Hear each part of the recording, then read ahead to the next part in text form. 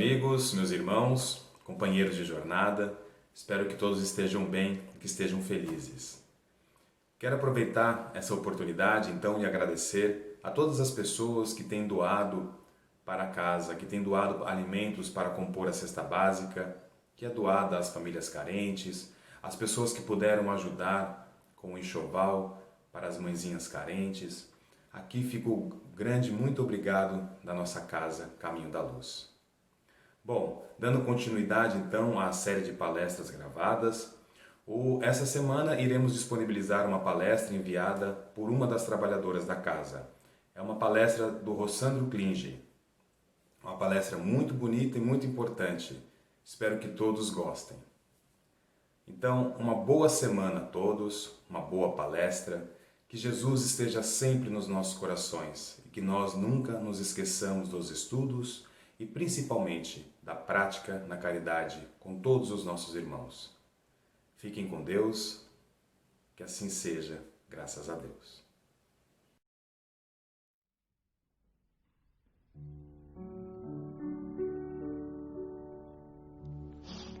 Jesus veio a esse plano e nos disse: eu vim não por causa da matéria, mas da vida, não por causa da carne, mas do Espírito. São poucos os que compreendem isso. Aqueles que se sujeitam às condições materiais, aumenta-se a fé quando bens materiais aumentam e a perde se eles diminuem. Ou se louva a Deus se o corpo se torna saudável e descrê dele se alguém da família adoece. Estás acreditando na matéria e não em Deus. A matéria é algo que acaba se alterando, portanto, a fé embasada em graças materiais se desmorona conforme as alterações da matéria.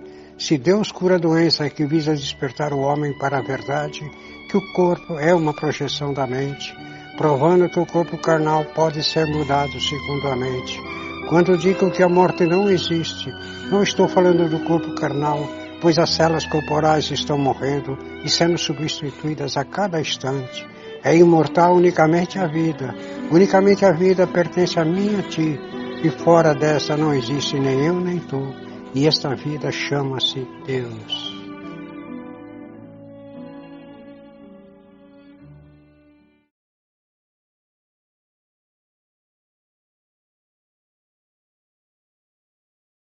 É uma alegria muito grande. A Sonira, o convite me foi feito, encontrar amigos tão queridos e particularmente dois que eu estava com muita saudade, que é o Florencio e o Tarcísio. A gente teve a oportunidade de tomar um café juntos.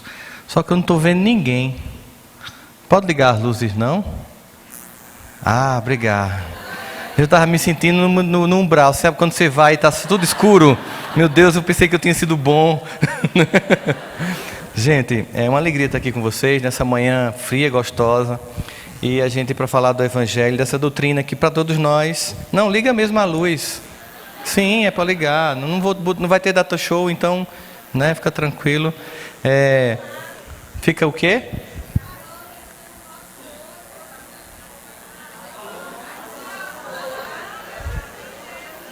É aquela luz ali, é? Sim, essas duas. Encandei vocês, é? Não tem no palco não, assim, na coisa não tem não, né? Ah, então tá, vou falar assim mesmo. Ai, que bom, valeu, obrigado. Ótimo, realmente encandeia. Não, vocês estão certos, encandeia mesmo. Sim, é porque essa luz fica transmitindo aqui, né? Essa aqui me encandeia aqui.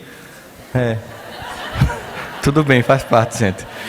A minha tem que ficar, porque é o telão aqui, ainda fica bonito. Bom, mais uma vez é uma alegria estar aqui junto. A gente vai falar sobre algo que já foi muito comentado aqui. Eu acho que os 5 princípios que essa doutrina nos traz, eu quero me concentrar num, né?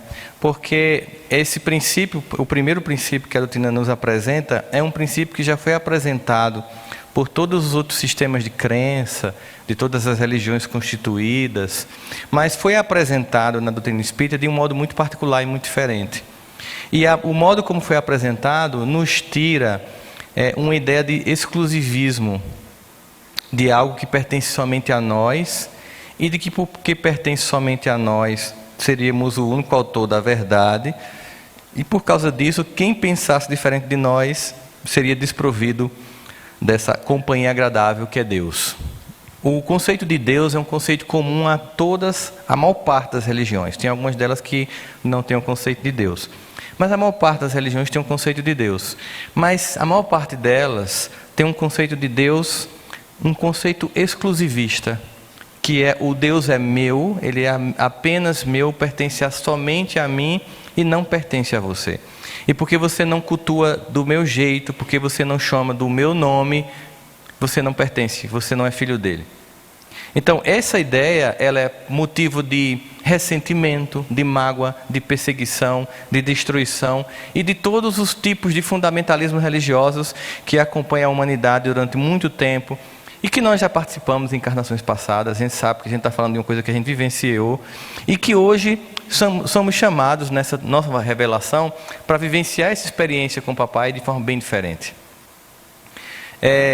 Toda vez que alguém tenta chegar para mim e dizer assim, eu queria que você fosse da minha religião, e tenta, como a palavra muito usada, me converter a uma outra religião, eu antigamente ficava bem chateado, sabe? Eu lembro que eu li um bocado de coisa para ficar fazendo combate com as pessoas, sabe? Você lê ali aí as traduções e fala. Aí um dia eu fui fazer o evangelho no lar, e Emmanuel adora dar umas...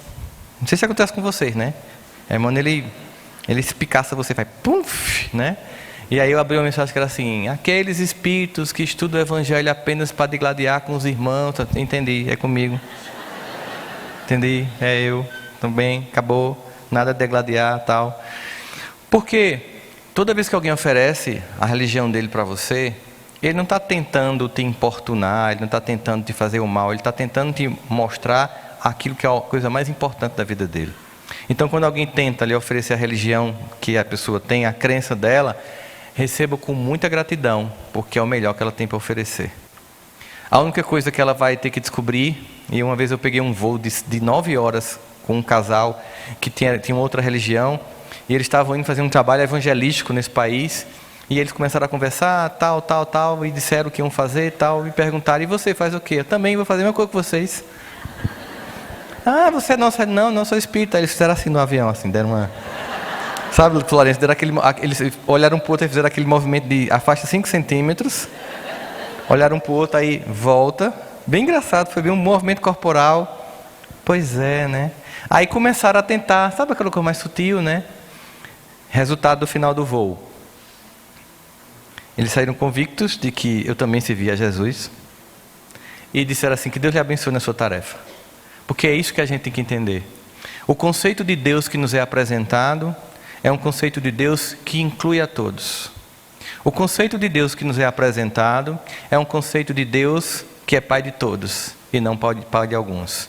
O conceito de Deus que nos é apresentado é um que não precisa de um nome para defini-lo, porque nem defini-lo nós podemos, porque somos desprovidos de competências emocionais e intelectuais para descrever o Criador. De modo que provavelmente nunca a criatura conseguirá descrever o Criador. Por isso nos é apresentado um conceito como aquele que está por trás de tudo que nos antecede, uma causa primária de tudo. Ainda assim ele é pouco, porque é o que a nossa mente consegue dar conta. É exatamente quando o seu filho de 2 anos pergunta: mamãe, papai, como é que eu nasci? Você vai explicar? Também não vai contar da cegonha que é batida pra caramba, né? Mas você vai dizer uma sementinha de papai, né, e mamãe. Ele não vai entender a concepção profundamente, porque ele é desprovido de competência emocional e intelectual para entender a concepção. A maturidade humana ainda está muito distante de ter uma concepção maior de Deus, mas para nós nos cabe agora aquilo que é mais importante que essa doutrina nos oferece: um Deus que não é de alguns, mas é um patrimônio de todos. Um pai que nos convida a viver uma experiência de filhos. Mas eis que há um problema para todos nós. Tivemos várias existências com concepções de Deus extremamente tribais. Um Deus que persegue, um Deus guerreiro, um Deus vingativo, um Deus que destrói, um Deus que exclui, um Deus que gosta mais de um em detrimento de outros. E esse Deus que nos é apresentado, ele é intelectualmente percebido, mas emocionalmente eu percebo que nós temos dificuldade de assimilar um Pai que é amor abundante, que é amor infinito e que nos conhece de forma pessoal. Para nós, a ideia de um Deus que foi apresentado no passado como uma autoridade soa como algo muito distante. As autoridades humanas são distantes de nós. Nós não temos acesso às autoridades porque elas são cercadas de um staff que nos impede de se aproximar. E às vezes essa concepção de autoridade de um Deus distante também nos dá uma sensação de que Deus está longe, está inacessível, e que talvez eu tenha que falar com assessores para chegar até Ele. E muitas vezes a gente, no momento do sofrimento, a gente até se pergunta se Deus sabe o que eu estou passando. Na hora que você está no seu quarto chorando, uma decepção, uma perda de alguém, alguma coisa que não deu certo nos seus projetos de vida, quando você está muito triste, muito infeliz, talvez você fique pensando assim, eu vou fazer uma prece para o meu mentor espiritual, porque Deus não me escuta. Engraçado, uma vez eu estava assim, cheguei em casa, né? E eu estava bem irritado nesse dia. Não sei se aconteceu com vocês alguma vez, no dia do Evangelho foi o dia que você mais errou no dia, assim. Tipo, foi o dia que você não devia ter feito tudo que você fez. E é o dia do Evangelho no lar. Aí você vai fazer o Evangelho no lar e você pensa, com que cara eu vou fazer o Evangelho no lar hoje? Que eu fui para o congresso, né? Eu participei lá das palestras e eu saí prometendo que eu seria uma nova criatura. É assim que a gente faz? A gente está assim, embevecido, tal, Poços de Caldas, um clima maravilhoso, né? Eu sou uma nova criatura. E o mentor do lado faz porque ele sabe que não é tão fácil, ele já esteve aqui. E nesse dia eu estava tipo hashtag revolta total. E aí eu fui fazer o Evangelho, porque eu não quis fazer o Evangelho, mas aí o celular toca me avisando, 1 hora faltando para o Evangelho. E aí eu fui fazer o Evangelho, aí abre a mensagem de Emmanuel, mais aquela espicaçada, tal, aí você fica, mas Deus não está vendo o que está acontecendo não, ele está muito ocupado, né?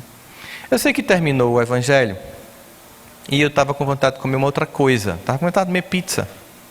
Aí eu peguei o telefone, apertei lá, no Google, né? Google, pizzaria. Você sabe que todo smartphone, todo computador e todo tablet, ele tem um endereço IP, que é como se fosse um CPF, que só seu celular tem no mundo.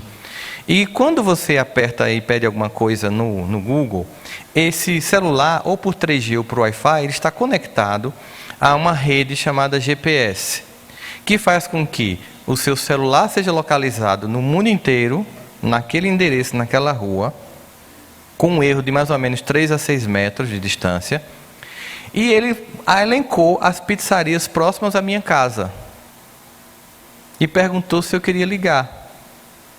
Então, quando eu imaginei que o Google sabia quem era eu pensei, se o Google sabe quem sou eu, é claro que Deus sabe quem sou eu. É claro que Ele me conhece particularmente. Talvez seja difícil para mim entender isso, mas esse princípio que me é apresentado agora, de uma forma mais racional, como um princípio que é o autor de tudo que antecede a minha vida, Ele conhece cada parte de mim, conhece cada dor, cada angústia, cada queda, cada levantar, e olha com um olhar de pai. Interessante é notar que sem telefone, Davi chegou à mesma conclusão. Imagina Davi lá, sem nenhum smartphone, sem internet, sem Wi-Fi. Ele faz uma conexão de banda larga com Deus e consegue compreender isso, mas ele fica tão impactado, ele fica tão maravilhado, ele fica tão assim, assim impactado mesmo com essa dinâmica da relação de Deus com ele, que ele vai e compõe uma música, né? Dos 150 salmos do livro de Salmos, que é um livro de músicas, é um livro de cânticos dos judeus, Davi compôs 105. Davi compunha mais música na Judéia do que cantor sertanejo goiano. Se tivesse um FM na Judéia e tocasse as 10 mais do dia, as 8 primeiras era Davi, Salmo 23, Davi, Salmo 100, era Davi. E aí Davi fez assim, Senhor, eu sei que Tu me sondas. Esse princípio que nos é oferecido como um Deus, Criador de todas as coisas e a causa primária, e que Davi diz que nos sonda, é interessante, porque quando você faz um exame de laboratório, O médico pede lá aquele apanhado de exames de sangue e tal, aí ele olha para os exames, vê os apontadores biológicos, vê mais ou menos a sequência do padrão de normalidade versus o que você está apresentando, mas ele diz assim, eu preciso de um exame mais profundo para saber o que você tem. O que ele pede? Uma ultrassonografia. Ele pede uma coisa que te sonde por dentro, uma coisa que te veja por dentro. Davi dizia assim, eu sei que tu me sondas. Entende como é profundo esse conhecimento de Deus? A menorá judaica, que é aquele castiçal que tem 7 velas, vocês já viram? Que é um símbolo dos judeus. Ele, cabalisticamente falando, dá conta dos 7 níveis de conhecimento de Deus. Conhece o que está à minha frente, o que está atrás de mim, o que está da minha direita, na minha esquerda, abaixo e acima. E 7, sonda dentro. Sonda, sei que tu me sondas, quer eu esteja em pé, quer eu esteja deitado. E olha o que ele vai dizer, e mesmo que faltem em mim palavras, conheces o meu pensamento. E tal ciência tão preciosa que eu não alcanço de tão alta. Não dá para a gente entender, né? É muito alto. Como é que ele conhece cada célula do meu corpo no universo infinito? Como é que ele conhece cada dor minha? Mas o mais extraordinário é como ele conhece de forma tão íntima, até defeitos que eu ainda nem admiti, até sombras da minha personalidade que eu ainda nem quis enxergar, e ainda assim me ama. Como pode haver um amor desse tipo se o meu amor é um amor se? Eu só amo você se. O amor de Deus, esse amor que sonda, esse princípio, é um amor que ele não é se, é apesar de. Quando a gente diz amor se, geralmente quando chegou um amigo meu e fez assim, Rossandro, eu encontrei a mulher da minha vida. Isso depois de umas 14. Aí disse assim, qual o critério que esta 15ª tem, que as outras não tinham? Que sempre você me dizia que era a mulher da sua vida. Aí o discurso é, a gente gosta das mesmas coisas. A gente assiste as mesmas séries juntos. A gente gosta das mesmas músicas. Eu até digo assim, isso não é um casamento, é um tédio, né? Porque a pessoa não te acrescenta nada. Não apresenta um novo estilo musical, uma série nova, um gosto diferente, uma pizza de outro sabor. É um casamento de lagartixas, né? Porque assim, eu acho isso, eu também. Né? Porque casamento bom é aquele que a pessoa discorda de você, que lhe acrescenta, que puxa seu tapete, mostra quem você é, não fica florindo você, fica dizendo, que você tem defeito, e você continua, porque ali é um amor, o amor que revela aquilo que você tem que melhorar, e não fica te bajulando. Tem gente que quer bajulação no casamento. Deus sonda, conhece você intimamente, mas Ele não conhece você e gosta de você se você for do jeito que você pensa que tem que ser. Ele te ama, ponto. Te ama como você é. E Ele observa teu movimento de quedas como um processo. Ele não vê as tuas quedas como pecado, Ele vê como um processo que leva ao acerto. E quando você erra insistentemente, Ele criou um sistema de leis no universo, e que ela vai obrigando você a corrigir seu roteiro, porque você vai de encontro a essa lei e sente as consequências. E aí não há uma punição, como nós entendíamos no passado, porque Deus não vai particularmente se preocupar em te punir. A lei e o sistema inteiro vai corrigindo o teu roteiro. Porque é um ambiente inteiro perpassado pelo fluido cósmico universal, que é a emanação amorosa de Deus que a todos nós envolve o dia todo. Mas aí a gente fica pensando assim, esse Deus que me sonda, que me conhece, que me ama, de forma tão incompreensível, por que eu não consigo fazer isso comigo? Por que se Deus me ama assim de forma tão absurda, por que eu não me amo? Por que eu não me aceito? Por que eu não vivo a experiência de amor próprio comigo? Por que eu dou tanto trabalho a um pai que me ama e fico sempre por não me amar, achando que eu não mereço ser feliz, que eu não mereço construir as possibilidades do meu coração, que eu não mereço ter foco na minha vida para conseguir, através de um processo, os resultados que eu tanto sonho? Por que eu me saboto? Se existe esse amor tão intenso de um pai perfeito, se o perfeito ama o imperfeito que eu sou, por que o imperfeito não ama o imperfeito? Por que eu não me amo? Que processo é esse? O que eu não entendi? Quantos de nós está aqui encarnado num mundo extremamente angustiado, cheio de dores, de temores, de suicídios, de desistências? Tanta gente precisando de luz, de angústia, e a gente preocupado em se amar, porque se acha uma vítima, chorando, achando que a nossa dor é maior, que nosso problema é maior, que se você soubesse da minha história, você chorava comigo, sabe? Aquele discurso da vítima, você vai, vamos lá dar um passo no centro espírita, não, eu não mereço. Vamos distribuir uma mensagem, eu não posso, sou um espírito atrasado. Digo, bem-vindo ao clube. Hashtag somos todos nós atrasados. É sempre o discurso de, não, é mais pedindo do que dando, nunca entendendo que essa proposta é uma proposta de, como Jesus dizia, vim para os que estão doentes e não para os que estão sãos. É uma proposta de admissão de doença, de estado patológico, com a cura que é viver para trabalhar. Propósito de um espírito que encarna é viver para servir. E porque se recusa a esse projeto, porque se recusa a essa tarefa, porque não entende que o grande medicamento da alma é a caridade, porque a caridade é um movimento de deslocamento do ego infantil vitimizado para o encontro da dor do irmão. Caridade é um gesto muito mais para você do que para o outro, porque quando você sai do seu ego para servir, mesmo com dores, você se desloca do seu ego infantil. E você observa a dor do outro e começa a entender que o grande medicamento da cura das almas doentes é levantar do próprio leito para cuidar do que está do lado. E esta é a principal medicação apresentada pelo Evangelho, porque nos dá a construção real e não fantasiosa, e não apenas de compreensão intelectual, do que vem a ser fraternidade. Fraternidade é sair do meu ego infantil e encontrar o outro. E entender que as dores são de todos. Mas quanto tempo eu perco na minha encarnação, me sentindo culpado, me sentindo vítima, e não passo a servir, e não passo a estar à disposição do Cristo no momento de tanta angústia. Vivemos, nós sabemos disso, um momento de transição. Muitas vezes as pessoas apenas entendem o conceito, mas não entendem a gravidade do processo que está acontecendo.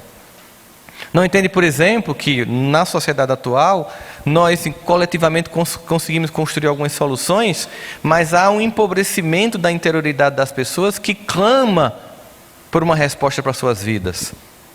Vocês terem uma ideia, no século XVI, nós éramos tão atrasados que, por ano, 15% das pessoas morriam de guerra e de violência urbana. Na metade do século passado, século XX, esse número caiu para 5%. No início desse século, esse número caiu para 1%. Por ano, de todas as causas de morte, apenas 1% morre de guerra, violência urbana e ataque terrorista.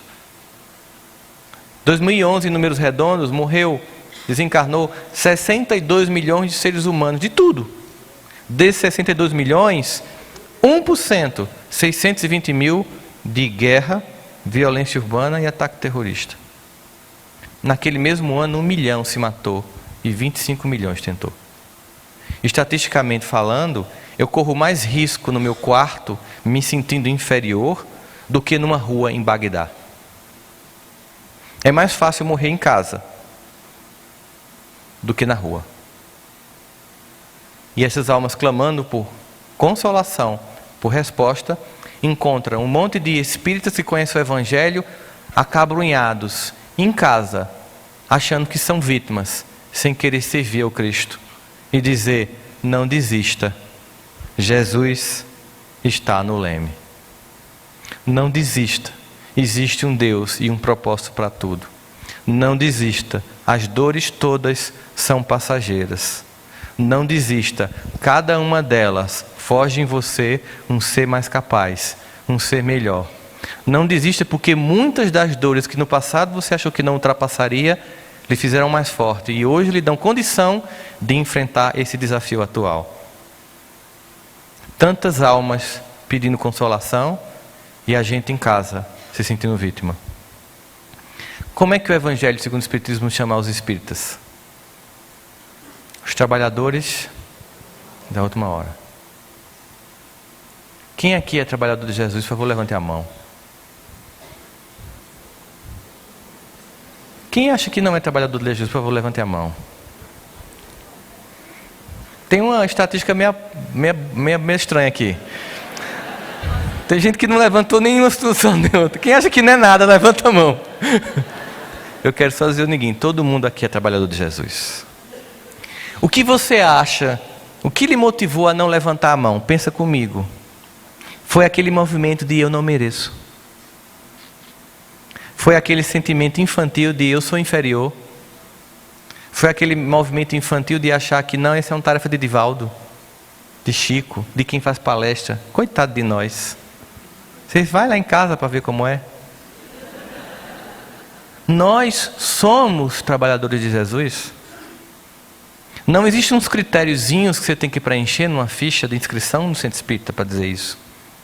É uma disposição íntima de dizer, a qualquer momento, onde quer que eu esteja, se as minhas ações, por menores que sejam, por ainda vacilantes que sejam, provocarem um pequeno bem-estar em quem me cerca, eu sou um trabalhador de Jesus. Se eu sou aquele que apenas reclamo da crise ética política no Brasil, mas eu no meu cotidiano, onde eu trabalho, não faço a diferença, eu estou indo de encontro ao Evangelho. Eu não estou colaborando com um mundo melhor, não estou colaborando com a renovação do planeta, eu não estou construindo um novo tempo. Porque esse mundo de regeneração não é uma coisa mágica, é uma construção da civilização encarnada, com o auxílio da civilização desencarnada. É no cotidiano do seu trabalho, do seu lar, da sua tarefa espírita, que você constrói um novo tempo. Mas se você se sente... Eu não levantei a mão quando ele perguntou se eu sou trabalhador de Jesus. Por quê? Quais são os critérios para se dizer trabalhador de Jesus? Tem que fazer palestra? É tão fácil, gente, ler um livro e aqui reproduzir conhecimento. Complicado é vivenciar isso no dia a dia. O trabalhador de Jesus é aquele que propõe essa tarefa. E está lá no Evangelho segundo o Espiritismo, né? Faz um esforço. O esforço é uma coisa que significa que você está fazendo constantemente com propósito. E esse esforço é de um combate. Há um conjunto de inclinações que são tendências anteriores de repetição psicológica de suas vidas anteriores, de equívocos morais, que você combate porque eles continuam vindo na sua cabeça. E talvez você não tenha levantado a mão porque você pensou assim, se as pessoas que estão nesse salão soubessem quem eu sou. Imagine se a gente colocasse um capacete aqui e fosse projetado nesse data show o que vocês já fizeram. Quem topava? Eu era o primeiro a correr. Então ninguém aqui é menor. Se você está aí dentro de você achando que você é menor, essa é a piada da sua encarnação que você tem que esquecer. Esse é o seu maior sentimento de auto-obsessão. É o sentimento que paralisa todas as suas disposições de servir a Deus. Por se sentir menor, porque tem defeitos, porque tem incompetências, porque tem incoerências, porque tem vícios morais. Você acha que Jesus veio para quem? Você acha que todos os seus vícios, os seus transtornos, os seus equívocos não lhe capacitam a servir? O contrário, como diz Paulo, onde abundou o pecado, superabunda a graça de Deus. Entenda? Onde abundou o pecado, superabundou a graça de Deus. Porque Ele nos sonda e nos conhece, e mesmo assim nos ama. Por isso, como dizia Davi, é muito, muito precioso e é incompreensível. Então, a única coisa que a gente pode fazer diante de tanto amor é aceitar. Aceitar esse amor. E conversar conosco mesmo, diante da nossa criança ferida, que se sente menor, incapaz porque tem equívocos, e dizer, você não é só isso. Você não se define pela queda. Você se define também pelas muitas vezes que se levanta. Você não se define apenas pelas más inclinações. Você se define também pelas virtudes já conquistadas. Porque cada um de nós, como diz Caetano Veloso, sabe a dor e a delícia de ser o que é. Portanto, quando alguém perguntar para você se você trabalha para Jesus, você faz lá assim. Assim, do meu jeito, no meu limite, mas hashtag tamo junto, Jesus, entendeu? Porque senão você vai continuar se sentindo menor. E aí esse amor de Deus pleno, que te conhece, que te sonda, que está aqui, não entra porque você não abre o coração por achar que não merece. Observa como o Evangelho é rico em mostrar exemplos do que acontece quando finalmente você se conecta a esse amor. Quando finalmente você recebe e diz, eu mereço. Chega, cansei de ser vítima, cansei. Sabe aquela música, a música da vítima, que é linda, aquela música da vítima. É uma poesia bonita, muito bonita, Guilherme Arantes, né? Quando eu fui ferido, vi tudo mudar das verdades que eu sabia. Só sobraram restos e eu não esqueci toda aquela paz que eu tinha. Eu que tinha tudo, estou mudo, estou mudado à minha luz. Daria tudo por meu mundo e nada mais. Existem momentos na encarnação, na vida, que é normal. Você está lá machucado, aí você vai lá, se recolhe. É um luto sobre você mesmo, um luto sobre alguém, um luto sobre o fim do relacionamento, de um sonho não realizado. Você vai lá no luto, é um processo. Depois você expande e volta. E essas muitas experiências mudam a melodia para ando devagar porque já tive pressa, e leve esse sorriso porque já chorei demais. Porque cada um de nós constrói a sua própria história e cada ser em si carrega o dom de ser capaz de ser feliz. Você muda a melodia. Você sai da condição de vítima para a condição de a pessoa que age. Aí a gente chega lá no Evangelho e começa a observar aquelas pessoas que têm contato com Jesus e faz uma pergunta: por que Ele não curou a todos? Tanta gente pediu, tanta gente estendeu as mãos, por que todos não foram curados? Hipóteses. Ele não tinha poder para tanto. Acham isso? Não, né? Então a hipótese A, estamos descartada. Tinha uma cota, tipo o SUS, só atende 5 por dia. Será que seria isso? Também não, né? Tipo assim, ele tinha paciência, tinha dia que ele não estava com muita paciência. Ah não, só 5 hoje, só 5, Pedro, olha, só 5. Será que seria? Não, né? Então o que foi? Então não seria pouca competência e poder dele de curar. Onde estava o problema? Em quem recebia. Ah, então tá. Jesus, como a representação material do amor de Deus, é abundante. Em nós existe escassez. Vou repetir. Jesus, como representação material do amor de Deus, é plenamente e infinitamente abundante. Em nós existe um sentimento de escassez. Em nós existe um sentimento de imerecimento. Em nós. Aí você pega lá alguns personagens que conseguiram desenvolver o clique de aceitação.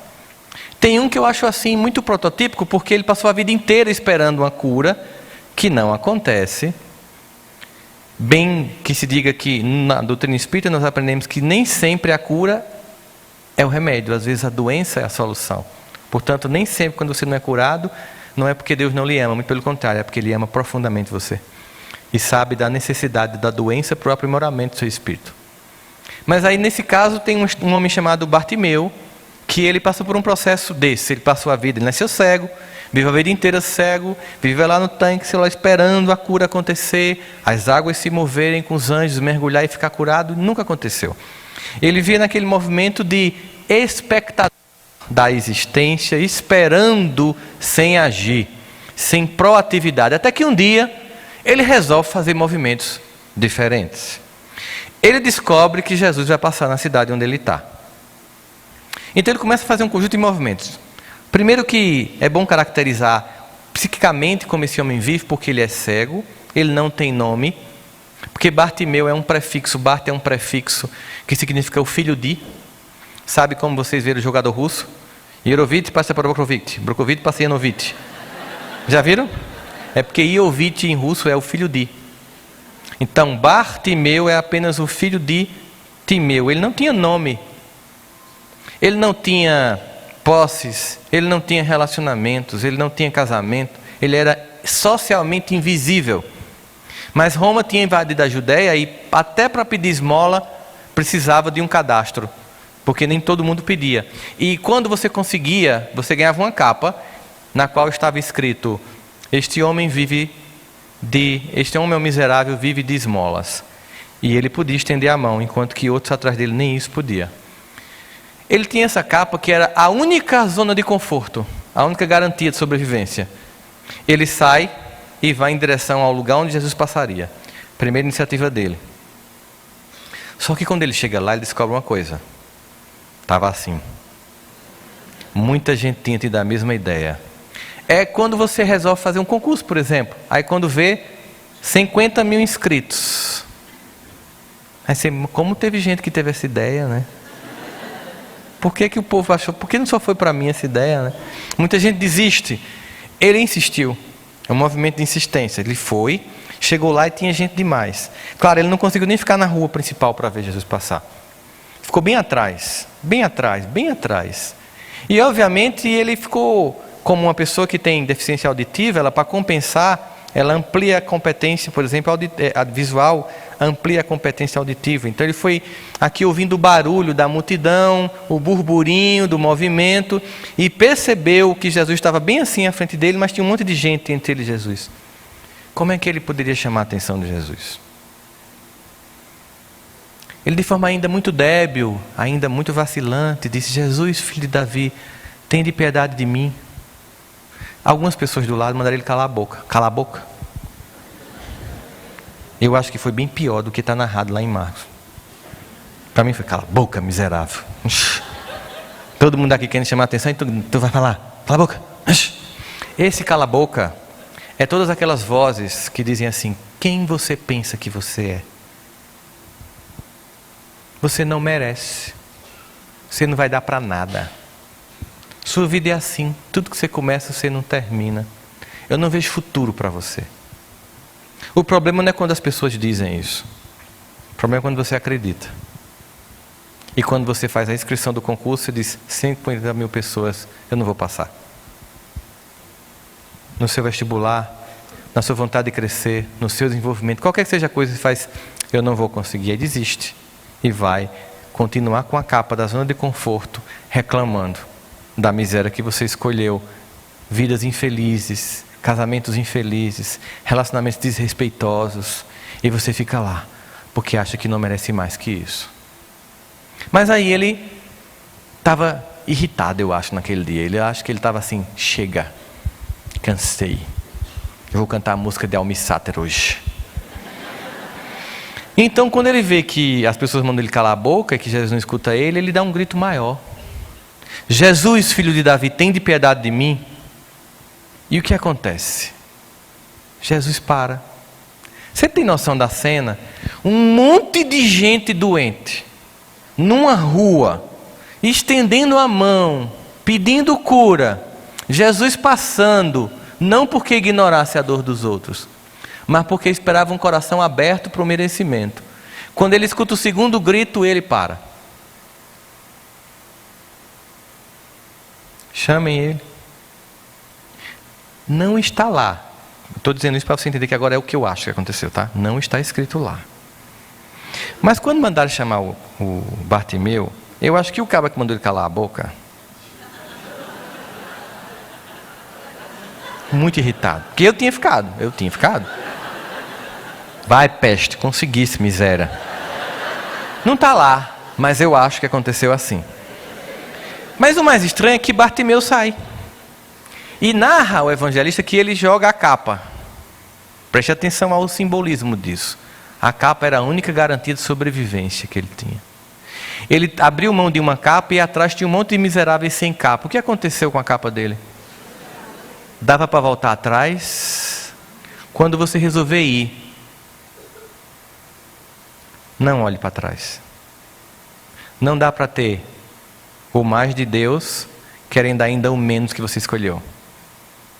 E que garantia ele tinha de que daria certo? Até chegar lá foi um deserto.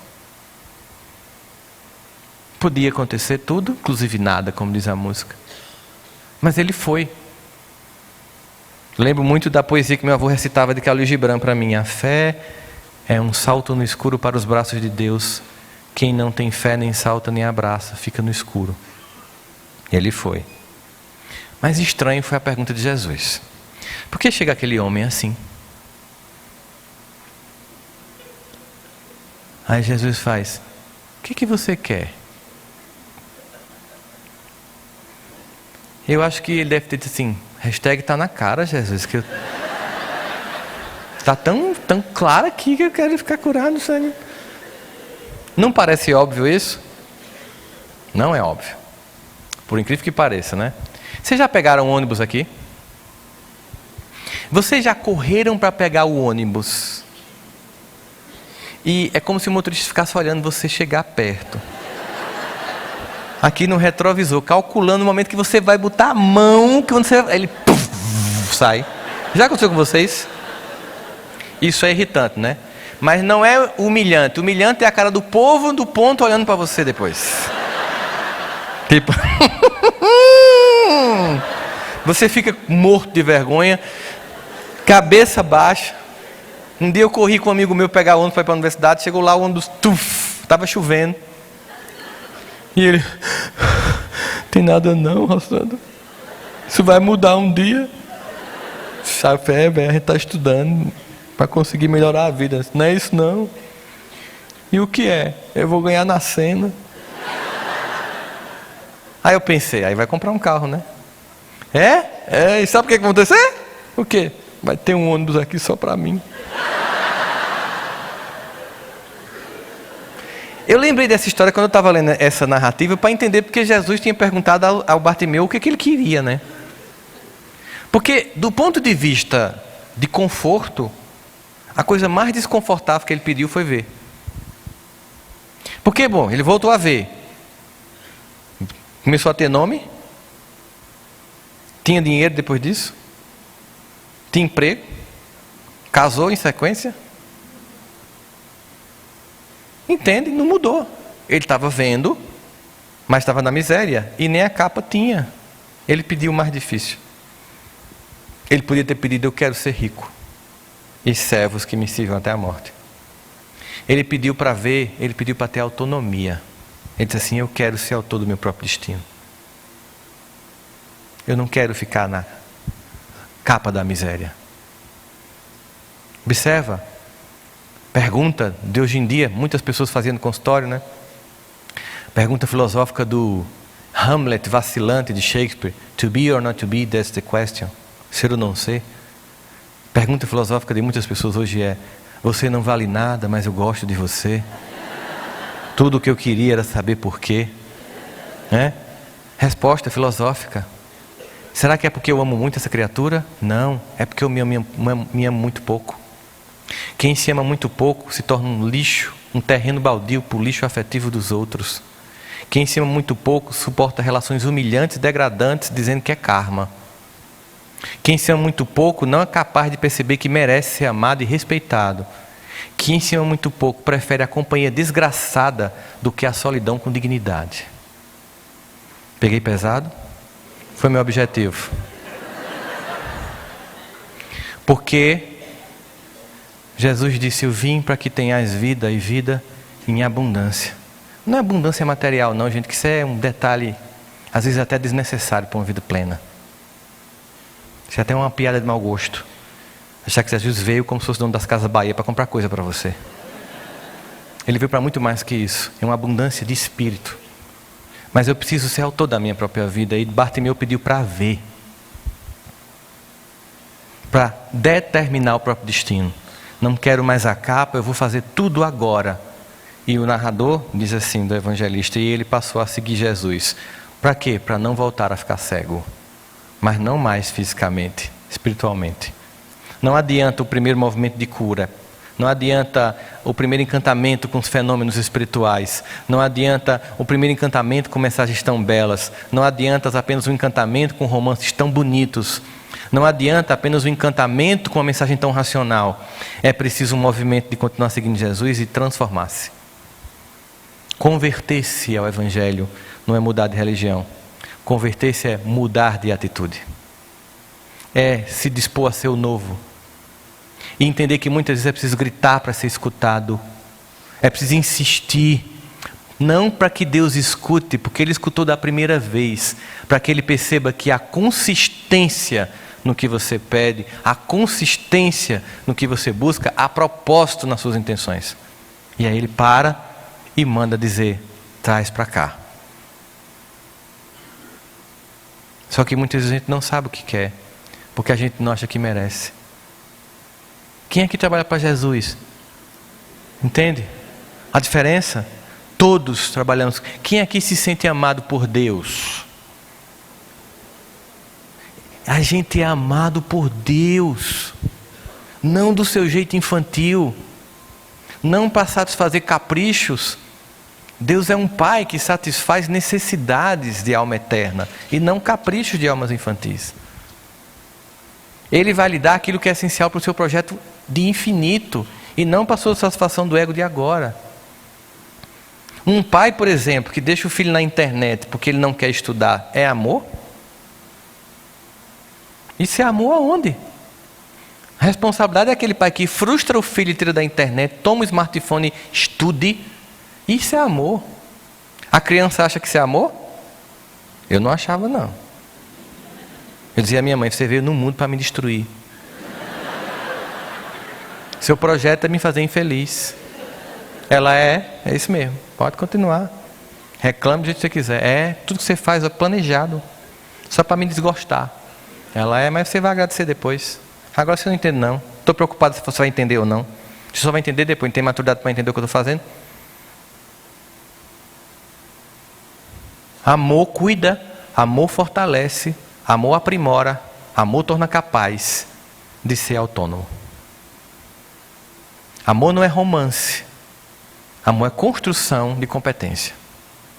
E Deus nos ama. E sabe que nós precisamos muitas vezes sentir dores profundas para ficar bem marcado no nosso espírito. Nunca mais faça isso. Você está passando pelo que você fez os outros passarem para sentir de uma forma indelével como é doloroso fazer o mal ao outro. E a única coisa que importa, filho, é o aprendizado que sai de tudo isso. É o sentimento de, obrigado, pai, aprendi mais uma. Por aqui não vai, por aqui não funciona, eu quero ser pleno. Portanto, esse princípio, Deus, que está com todo o seu projeto inscrito aonde? Não está num livro, não está num papiro, não está num lugar, está na consciência. Se está na consciência, eu não fujo disso. Não tem interpretações equivocadas, não dá para ficar criando, sabe? Não dá para olhar o outro como inimigo. É um Deus que me ama, que me sonda, que me conhece. E que de leis que estão na minha consciência, inscritas na minha consciência. Não apenas no Bhagavad Gita, nas sutras, na Torá, nos evangelhos, no Alcorão, ou em todos os outros livros das muitas manifestações espirituais do mundo. Está escrito na minha consciência, onde quer que eu vá, eu vou encontrar. Eu não fujo de um Deus que ama. Ele não me perde de vista. Aceitar esse amor é uma condição fundamental para a construção de um projeto de serviço. Porque quando eu penso, Deus infinitamente perfeito, ama a minha imperfeição, e eu aprendi a amar a minha imperfeição, qual então seria o meu projeto então diante disso? Imagine uma audiência com o Papai do Céu, em que você quisesse agradecer tudo que Ele fez por sua vida, e você chegasse lá e dissesse, Papai do Céu, eu queria retribuir tanto carinho, tanto amor, o que eu posso lhe dar? E Ele responde assim para você, não tem nada que você queira me dar que eu não precise, porque eu tenho tudo, até você é meu. Mas já que você veio e perguntou, tem uma coisa assim que eu queria que você fizesse, que é, tem outros filhos meus no planeta, no universo, alguns que estão com dificuldades um pouquinho maiores que as suas. Então, quer me agradar? Quer retribuir? Faz por eles, que você vai fazer por mim. Não é isso que Jesus disse lá? Eu tive sede, não me destes de beber. Eu tive fome, não me deste de comer. Não é isso? A representação de Deus, material de Deus, Jesus. Ou seja, o meu trabalho de sair do meu ego infantil para encontrar o outro é retribuir a Deus tudo que Ele me deu. Por isso que em doutrina espírita a gente aprende uma coisa: caridade não é algo que a gente dá, caridade é algo que a gente recebe ao dar. É um projeto. Algumas pessoas até fazem críticas sobre caridade, sabe? Engraçado, assim, tipo, caridade tem que ser só para os meus. Engraçado, no próprio livro dos Espíritos e no Evangelho diz assim: eu devo fazer o bem só para os que pensam como eu, ou os que são do meu lugar? E aí a resposta é esse espírito de seita que deve ser combatido. Muita gente, por exemplo, faz críticas à Fraternidade Sem Fronteiras, que diz assim: mas por que fazer caridade na África se tem necessidade no Brasil? Caridade tem que ter um carimbo? Tem que ter um lugar? Será que é assim? Será que 12 mil famílias na África merecem menos caridade do que famílias aqui? Será que as pessoas não têm noção de que existem países que não têm um único programa de governo de estado de bem-estar social? Que é completamente desestruturado? Mas fica tranquilo, a Fraternidade Sem Fronteira também faz trabalhos no Brasil. É ela que está mantendo hoje todo o projeto de acolhimento às crianças com microcefalia no país inteiro.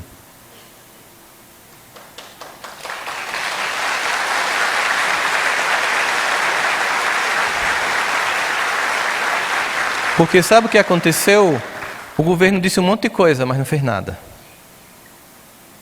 A doutora Adriana Mello, aquela médica que descobriu a relação da Zika vírus com microcefalia, lá da minha cidade de Campina Grande, e ela, 2 pós-doutorados em medicina fetal, foi convidada pelo governo da Inglaterra para ter cidadania britânica, ela e toda a sua família, e morar lá, e ser professora da universidade em Londres. E ela disse: muito obrigado, o meu trabalho é com o meu país. Muita gente aqui sofreu um assalto e vai para Miami, né? Morar com o Mickey. Eu não estou nem criticando, né? Mas observa, ela: não, eu vou ficar, meu projeto é com o meu país. Ela é espírita. Se ela contar para vocês, já tem a oportunidade dela contar como foi que ela foi comunicada e aprendendo o projeto, de entender que a microcefalia estava dando aquele... O Zika tinha dado um projeto de microcefalia e está sendo desenvolvido lá em Campina Grande, no IPC, no IPCAM, que é o instituto que ela tem, junto com a Fraternidade Sem Fronteira, um protocolo de desenvolvimento de reestabelecimento neurocognitivo das crianças com microcefalia, que vai servir para todas as crianças que nasceram com déficits cognitivos severos, com paralisia cerebral, por exemplo. Um protocolo mundial. Ela recebeu um prêmio há 3 meses nos Estados Unidos, que é como se fosse o Oscar da medicina. Portanto, se você puder depois passar ali na banca da Fraternidade Sem Fronteira e colocar o seu conceito de caridade em forma prática, acredite, R$50 se gasta no shopping, você tira uma criança da miséria. A gente consegue chegar na África e tirar uma criança da miséria. Mas não somente ficar dando coisas, a gente chega lá, instala uma comunidade, empodera a comunidade, cria um projeto, um pequeno negócio, ela fica autossustentável e a gente vai para outro lugar. Porque a única forma de dar sentido a uma vida que está sem sentido, a única forma de deixar de tomar depressivo é sair de si e servir. Eu não estou dizendo que você vai deixar o tratamento. Não, não deixe. Se você tem necessidade, continue tomando medicamento. É necessário. Foi Deus que permitiu o homem ter conhecimento de criar os tratamentos psicológicos e químicos. Mas a cura definitiva da alma é o trabalho. O que dá sentido a todos nós é o servir. É esse momento que todos nós temos. E para isso, a gente tem que desenvolver na relação com Deus o sentimento mais comum, o sentimento mais fundamental, o que mais já gera um campo de abertura, que é o sentimento de gratidão. A gratidão tem um poder imenso. A gratidão é dizer: eu aceito a vida que tu me destes com muita honra e continuo lutando para ser cada vez melhor. Agradeço por tudo que tenho e continuo buscando o mais que tu tens para mim. Querem sentir um pouquinho do poder da gratidão, gente? Querem sentir um pouquinho o poder da gratidão? Levantem-se, por favor. vocês vão fazer o seguinte: vocês vão sair de onde vocês estão, vão encontrar pessoas queridas e conhecidas aqui no auditório, e apenas vai fazer o seguinte: vai dar um abraço nelas, no olho, olhando bem profundamente, dizer apenas isso: muito obrigado por você existir na minha vida. Vamos lá? Se movimenta.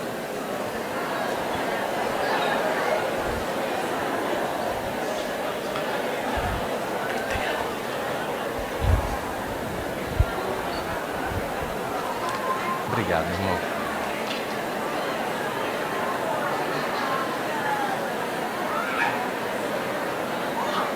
Tá bom, obrigado.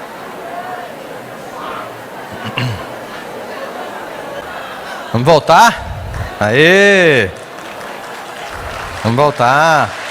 Isso. Sentar.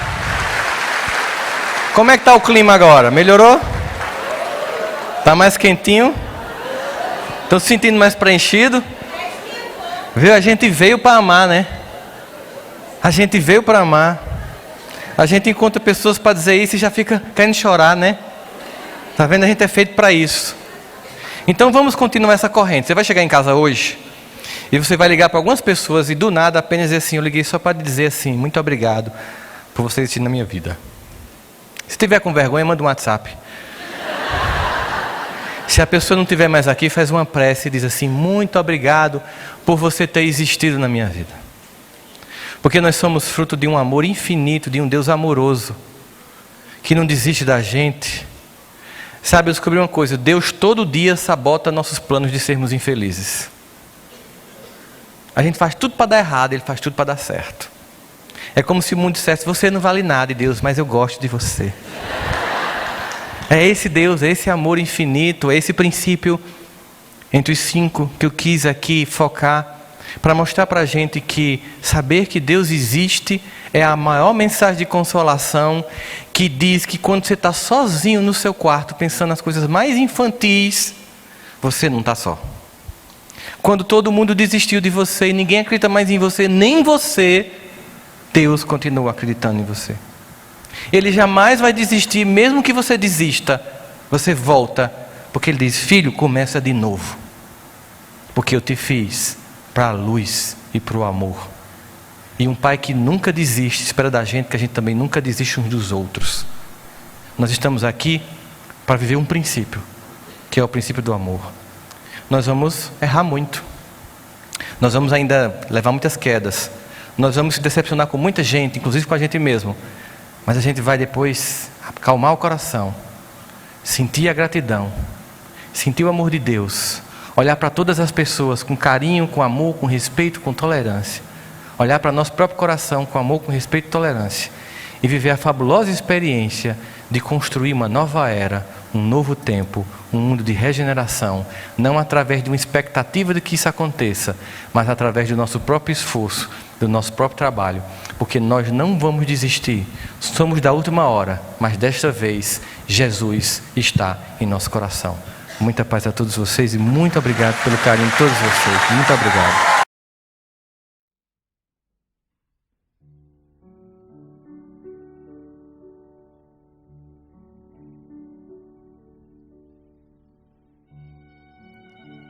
E assim, munidos dos ensinamentos que recebemos, de todo o amor que o plano espiritual nos concedeu e com o coração cheio de gratidão, vamos então unir os nossos pensamentos com muito amor, elevar as nossas vibrações para doarmos a quem necessita. Vamos vibrar por todo o planeta, por todos os países, especialmente pelo nosso Brasil. Vamos vibrar por todas as pessoas que necessitam de paz, de amor, de carinho, de fé. Vamos vibrar por aqueles que se encontram doentes, para que possam se recuperar. Vamos vibrar a todos os médicos, enfermeiras, as pessoas que estão nessa batalha, nesse momento tão difícil em todo o mundo, que eles possam ser iluminados e protegidos.